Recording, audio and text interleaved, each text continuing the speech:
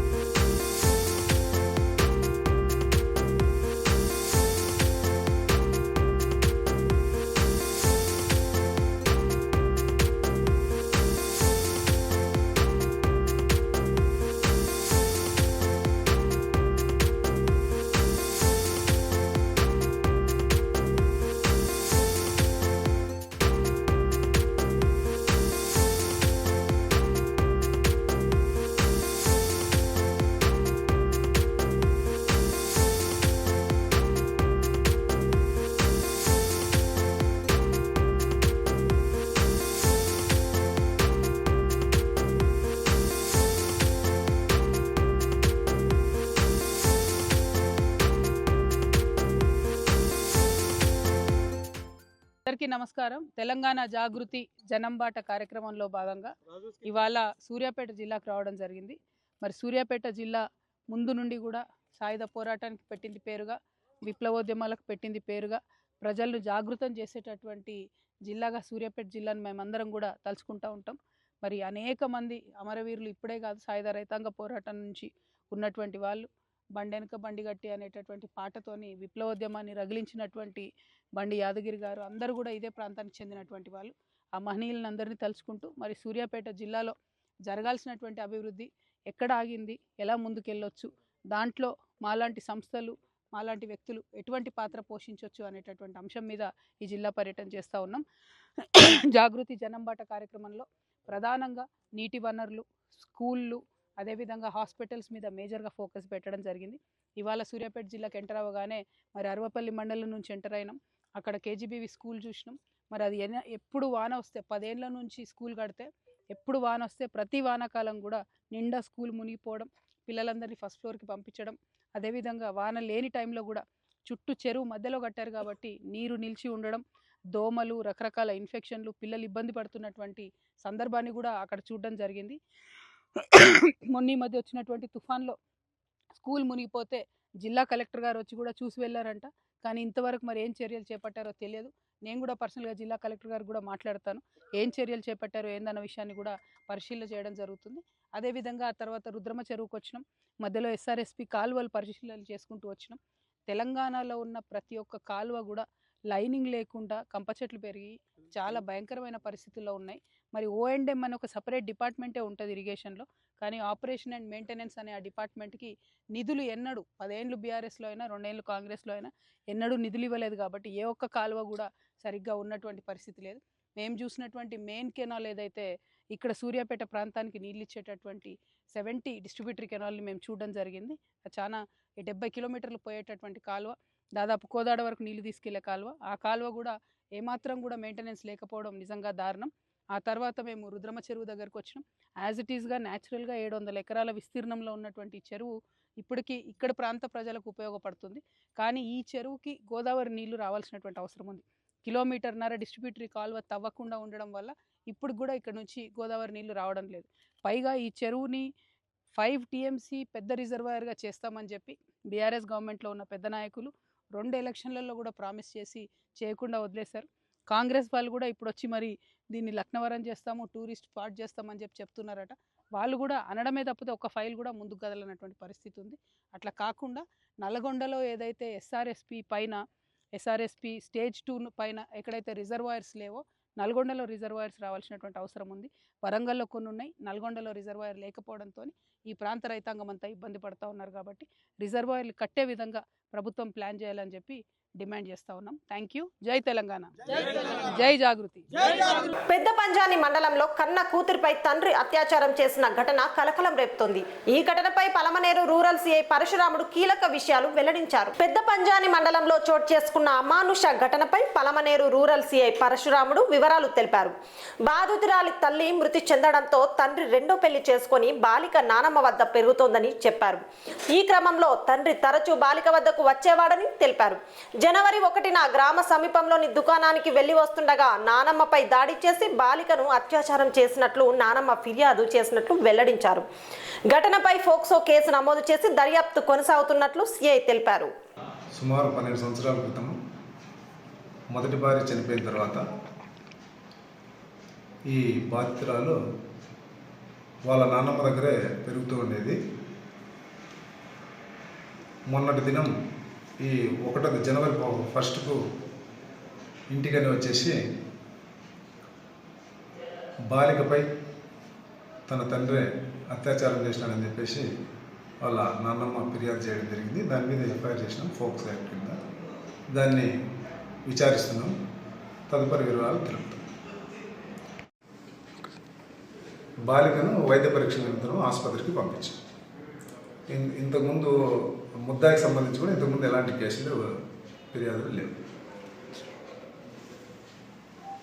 బాపట్ల జిల్లా నిజాంపట్నం హార్బర్ వద్ద చేపల వేట బోటులో అగ్ని ప్రమాదం చోటు చేసుకుంది. జెట్టి వద్ద నిలిచి ఉంచిన బోటులో ఒక్కసారిగా మంటలు చెలరేగడంతో మత్స్యకారులు భయాందోళనకు గురయ్యారు.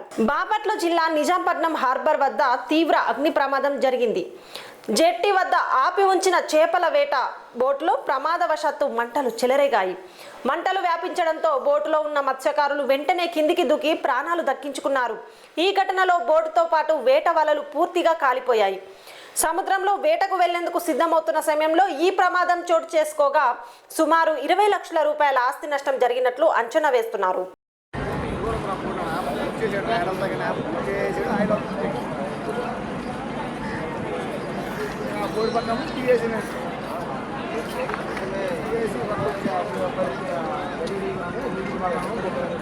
హైదరాబాద్ కీసరా ఠాణా పరిధిలోని నగల దుకాణంలో దుండగుల దాడి కలకలం సృష్టించింది. నకిలీ తుపాకీతో బెదిరించి ఆభరణాలు దోచుకునే ప్రయత్నంలో వ్యాపారిపై దాడి జరిగింది. హైదరాబాద్ కీసరా ఠాణా పరిధిలోని నాగారం సత్యనారాయణ కాలనీలో ఉన్న బాలాజీ నగల దుకాణంలో శుక్రవారం సాయంత్రం దుండగులు బీభత్సం సృష్టించారు. సాయంత్రం 5 గంటల సమయంలో దుకాణానికి వచ్చిన 2 దుండగులు వ్యాపారి సందీప్ ఒంటరిగా ఉన్నాడని గమనించారు. ఆభరణాలు చూపించమని అడిగి చూపిస్తుండగా నకిలీ తుపాకీతో బెదిరించి 2 సంచుల్లో ఉన్న బంగారు ఆభరణాలు లాక్కునేందుకు యత్నించారు. వ్యాపారి ప్రతిఘటించి కేకలు వేయడంతో చిన్న గొడ్డలితో దాడి చేశారు. అయినా పట్టు వదలకపోవడంతో చుట్టుపక్కల వారు రావడం గమనించిన దుండగులు తుపాకీని అక్కడే వదిలేసి ట్రేలోని ఆభరణాలు తీసుకొని పరారయ్యారు. తీవ్రంగా గాయపడిన వ్యాపారికి తలకు 18 కుట్లు పడ్డాయి.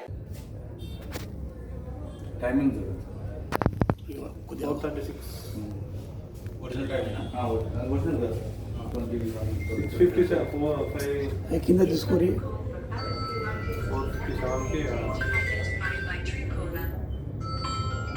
అరుణ్ అరుణ్ అరుణ్ నార్మల్ పెట్టి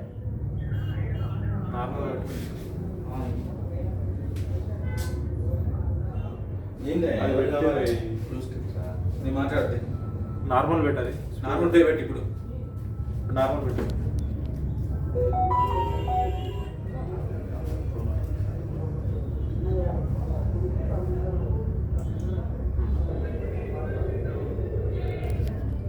పోయేసి వస్తారు సార్. మళ్ళా ఫస్ట్ వచ్చిర్రు మళ్ళీ పోతారు, పోయేసి మళ్ళీ వస్తారు.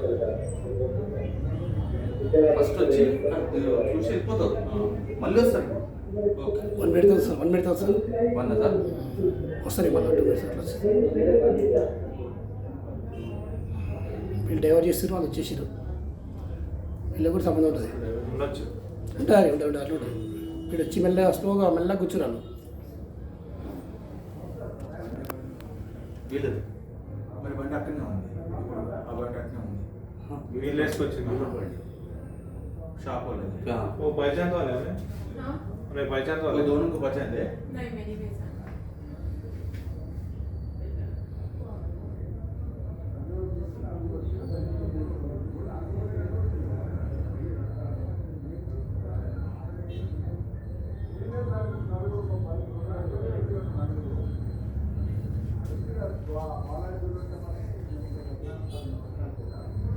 ఇప్పుడు స్లో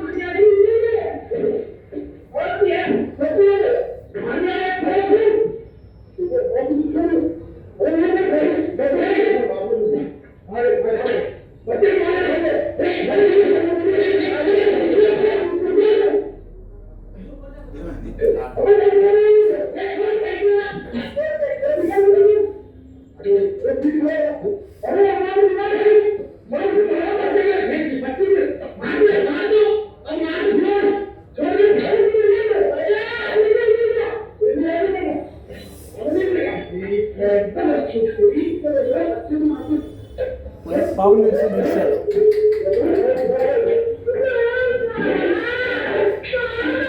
అప్పుడే కొట్టినాడు, అప్పుడు కొట్టినాడు, లాస్ట్ కొట్టినాడు.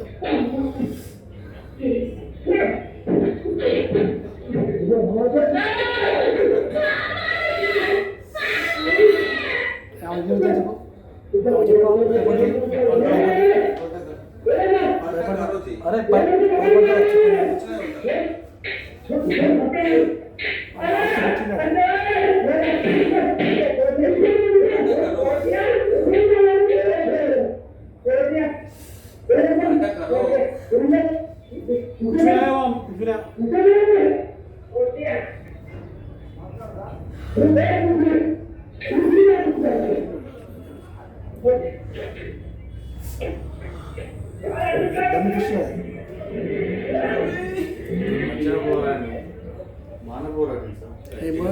నువ్వు ఆకేమని ఇప్పుడు ఇక చూడ చూసే క్లియర్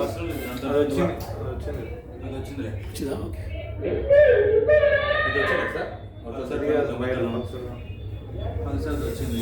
హే ఇది నేను ఆకేమలో సార్ వస్తే కొట్టేది నారాజు కొట్టించుకోండి, బ్యాగ్ కొట్టించుకోండి.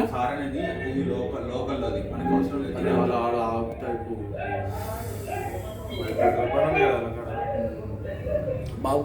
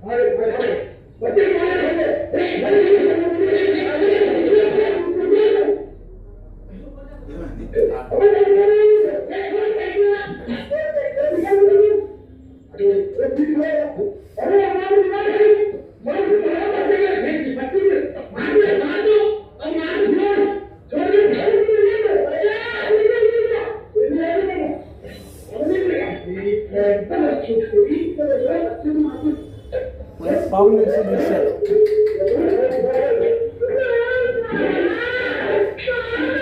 అప్పుడే కొట్టినాడు, అప్పుడు కొట్టినాడు, లాస్ట్ కొట్టినాడు.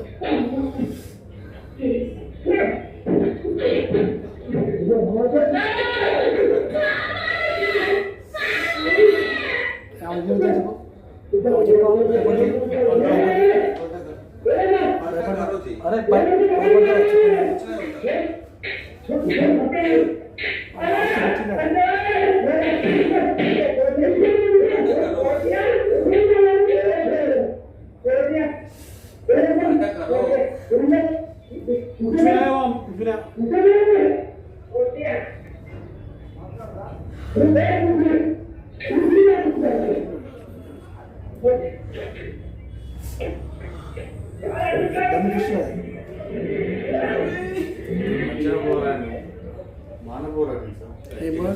నువ్వు ఆకేమని ఇప్పుడు ఇక చూడ చూసే క్లియర్ వచ్చిందా? ఓకే.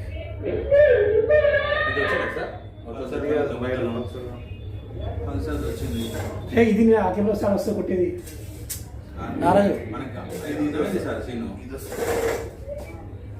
కొట్టించుకోండి, బ్యాగ్ కొట్టించుకోండి.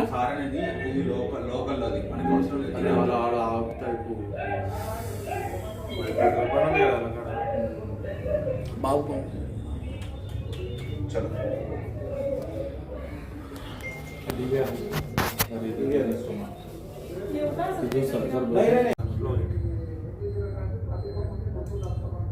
Thank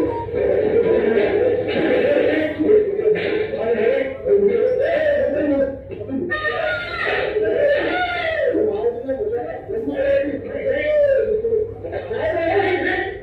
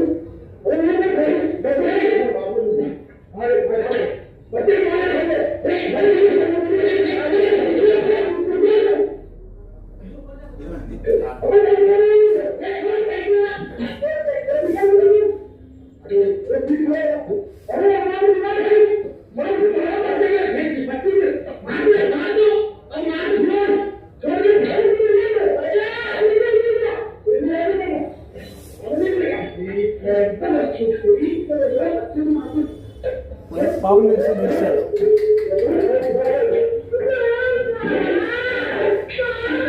అప్పుడు కొట్టినాడు, అప్పుడు కొట్టినాడు, లాస్ట్ కొట్టినాడు.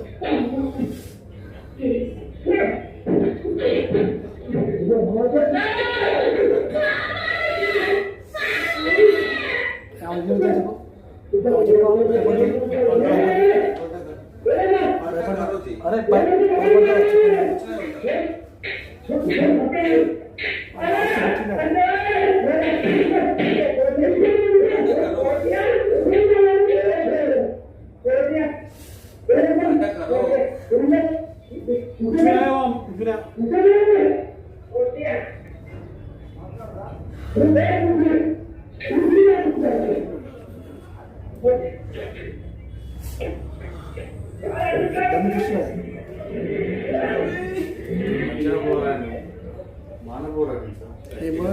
నువ్వు ఆకేమని ఇప్పుడు ఇక చూడ చూస్తే వచ్చిందా?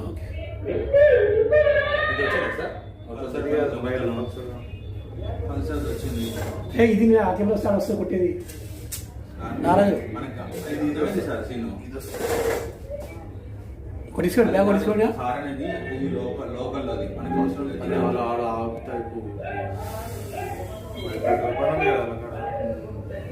బాబు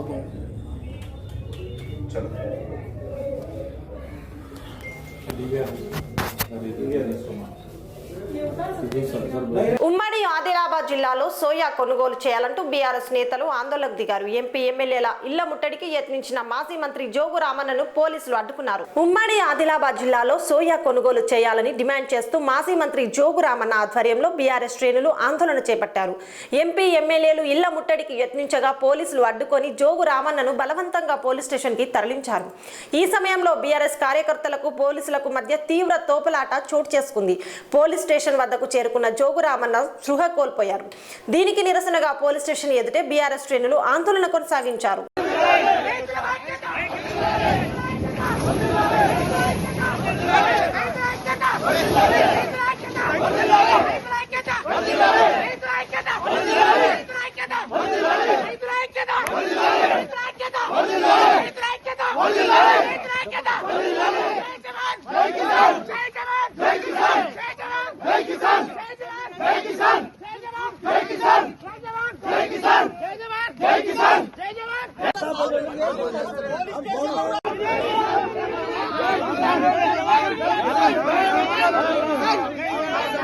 రాష్ట్రంలో ఆర్యవైశ్యులపై జరుగుతున్న వరుస దాడులపై మాజీ మంత్రి వెల్లంపల్లి శ్రీనివాసరావు తీవ్రంగా స్పందించారు. కూటమి ప్రభుత్వం వచ్చాక ఆర్యవైశ్యులకు రక్షణ లేకుండా పోయిందని ఆరోపించారు. రాష్ట్రంలో ఆర్యవైశ్యులపై జరుగుతున్న దాడులు మితిమీరుతున్నాయని మాజీ మంత్రి వెల్లంపల్లి శ్రీనివాసరావు ఆవేదన వ్యక్తం చేశారు.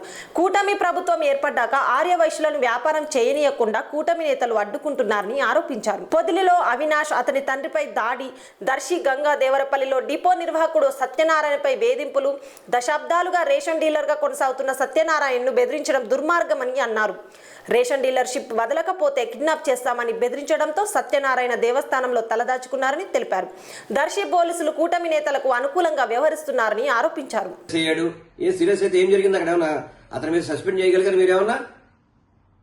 హోమ్ మినిస్టర్ ఫోన్లో మాట్లాడి చేశాము, పని అయిపోయిందని చెప్పని చేతులు దులుపుకుంటారా? ఇదే మీరు ఆర్యవేశుల మీద ఇచ్చే గౌరవం ఇదేనా? ఇది చాలా బాధాకరం. ఇప్పటికైనా కానీ కూటమి ప్రభుత్వం కళ్ళు తెరవాలా, ఆర్యవేశుల మీద దాడులు ఆపాలా. ఒక పక్కేమో తెలుగుదేశం నాయకులతో దాడులు చేస్తున్నారు, ఒక పక్క అధికారులతో దాడులు చేస్తున్నారు, ఒక పక్క పోలీసులతో దాడులు చేస్తున్నారు. ఇప్పుడు మళ్ళీ పోలీసులతో ఆర్యవేశుల మీద తప్పుడు కేసు కూడా పెట్టిస్తున్నారు. మీరు ఇది మానకపోతే మాత్రం ఇది సరైన పద్ధతి కాదు. మేము ఆర్యవేశుల తరఫున ఒకటే చెప్తున్నాం, ఇప్పటికీ ఆర్యవేశ సంఘాలు ఇప్పటికే చాలా ఆవేదన వ్యక్తం చేస్తారు. అందరూ కూడా ఎందుకు ఈ కూటమి ప్రభుత్వాన్ని ఎన్నుకున్నాము, ఎన్నుకున్న కాడి నుంచి కూడా ఇటువంటి దాడులు మన మీద పెరిగిపోయినాయి. కనీసం 6 వయసులుగా బతికే అవకాశం లేకుండా చేస్తున్నారని చెప్పని బాధపడుతున్నారు. నేను ఒక్కటే చెప్పే చంద్రబాబు నాయుడు ప్రభుత్వానికి, మీరు 6 వయసుల మీద దాడులు ఆపకపోతే మాత్రం తప్పకుండా తిరగబడే రోజు దగ్గరలో పడుతున్నాయి. 6 వయసులంతగా కలిసికట్టుగా తప్పకుండా ఈ ప్రభుత్వం మీద వ్యతిరేకంగా గొంతు విప్పుతాము. ఈ ప్రభుత్వాన్ని దించే వరకు కూడా, గద్దె దించే వరకు కూడా 6 వయసులై పోరాటం చేస్తామని చెప్పని మీ ద్వారా నేను తెలియపరుచుకుంటున్నాను. ఏపీ ఉప ముఖ్యమంత్రి జనసేన పార్టీ వ్యవస్థాపక అధ్యక్షుడు పవన్ కళ్యాణ్ జగిత్యాల జిల్లా కొండగట్టు ఆంజనేయ స్వామిని దర్శించుకున్నారు. ఈ సందర్భంగా ఆలయ అభివృద్ధి పనులకు భూమి పూజ చేసి ప్రత్యేక పూజల్లో పాల్గొన్నారు. ఏపీ ఉప ముఖ్యమంత్రి పవన్ కళ్యాణ్ శనివారం జగిత్యాల జిల్లా కొండగట్టు ఆంజనేయ స్వామిని దర్శించుకొని ప్రత్యేక పూజల్లో పాల్గొన్నారు. తిరుమల తిరుపతి దేవస్థానం నిధులు 35 కోట్ల 19 లక్షల భక్తుల వసతి కోసం 96 గదులు, ధర్మశాల, దీక్ష విరమణ మండపం నిర్మాణానికి పవన్ కళ్యాణ్ భూమి పూజ చేశారు. ఈ కార్యక్రమంలో TTD chairman BR Naidu, Telangana మంత్రి అడ్లూరి లక్ష్మణ్ కుమార్ పాల్గొన్నారు. ఈ సందర్భంగా పవన్ కళ్యాణ్ మాట్లాడుతూ కొండగట్టు అంజన్న తనకు సెంటిమెంట్ అని, గతంలో జరిగిన ప్రమాదం నుంచి బయటపడడానికి అంజన్న ఆశీస్సులుగా భావిస్తున్నానని చెప్పారు. కొండగట్టు అభివృద్ధికి తన వంతు సహకారం అందిస్తానని, గిరి ప్రదక్షిణ ఏర్పాట్లకు కూడా సాయం చేస్తానని తెలిపారు. బులెటిన్ ముగించే ముందు హెడ్లైన్స్ మరోసారి. తుంగతుర్తిలో జాగృతి జనం బాట, కన్న కూతురిపై తండ్రి అత్యాచారం. నిజాంపట్నం హార్బర్లో బోటుకు అగ్ని ప్రమాదం. కీసరలో నగల దుకాణంలో దుండగుల దాడి. సోయా కొనుగోలు డిమాండ్తో బీఆర్ఎస్ ఆందోళన. ఆర్య వైశ్యులపై దాడులపై వెల్లంపల్లి ఫైర్. కొండగట్టు అంజన్నను దర్శించిన పవన్ కళ్యాణ్. ఇవి ఈనాటి బులెటిన్స్. మరో బులెటిన్తో మళ్ళీ కలుద్దాం. అంతవరకు చూస్తూనే ఉండండి TG5 న్యూస్.